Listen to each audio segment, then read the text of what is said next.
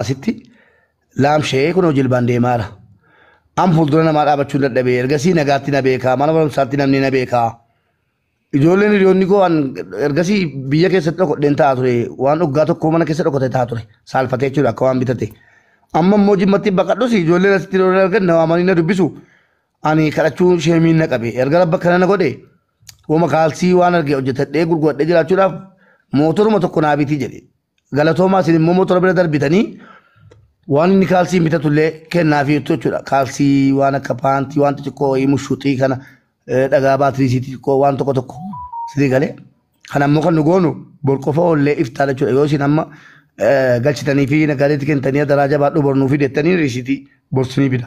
Nummoo iftaan waan kana goonee fi maqaa keessan amma kaakayyuutti mamnuu ergaa achirratti anammoo nan barbaadaa kaayyoon koo abbaan barbaade ayyu iyya namaan sodaadhu garuu akka namoonni amma isin balleessuuf warri iyyanu waan deeggaran isin warra deeggaru burjaajessu kaayyoon jedhamaa inni wal ijaaranii isin warra deeggarsa ilma Oromoo tokko intala Oromoo tokko gargaaraa bifa jijjiirranii dhufna jechuudha annasa akkamitti maqaa keessan guutuu nu ergaa maqaa keessan guutuu nu ergitu maqaa keessan waamaayyi birrii 130 mootora binnaa fi maqaa keessan waamaa birrii mana baluutti ergee birrii mana baluutti ergeedhaayi itti himnaa jechuudha fuuldura keessanii laayivii irrattis viidiyoo waraabamu jechuudha maqaa keessanii waraabamu yeroo mootoratti kenna kanaaf deeggarsa kanatti hirmaadhaa hundi keessan iyyuu itti gammaddu wallaahi itti gammaddu yeroo mootorratti kennamee mucaan gammadu isa caala gammaddu kanaaf warra galtan dubbadhaa asuu dubbadhu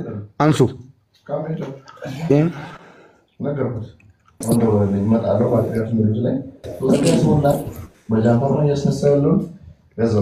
dubbadhu sigarsiisu wallahi abbaa manaa kiyyaa እንኳን meeshaa dhiisuu miti qoy obsee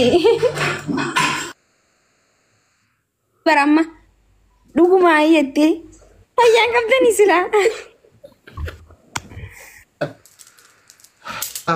qoy seera cabsitee bar seerri wayitu hin jira dhiirumaa yuu ka dibbee dhabu dubartiin humna hin qabdu issi soba aadaa keessa hin jiru aadaa wallahi muudii sitti qabatan wallahi muudii sitti qabatan baatiin dhiirri aadaa maaliif beektaa miti dhageeffadhu sitti hima warra akkas hin jedhu wallahi biyyatti amma artificial biyyoota tan baatiin lama gana kaafu halkan sa'a lama sa'a sadi deemee wadalloo kun eshi warra baalatiin dargaa dirree anaayinaa jechuun maal jechuun dargaa dubartii moo dhiiran jedhama jedhin aadaan beektu waa'ee aadaa sitti himuu barbaaddi badawwan koomentii keessaa yaate ayaaqum dargaan dhiira moo durba jedhin. Okay, hindama dibbee hindama dhiirri hindama. Dibbee kan sanii baana baran. Ililli kuratan ililli kenna moo gaddar mamaki filannoon keessani yoo isin amma ililli kun asumaan gaddar ba wallahi. Amma ganna diree doktor Maasila gaddar ba. Waan haaraa dhagahuun barbaane deema afaan banaa sila akka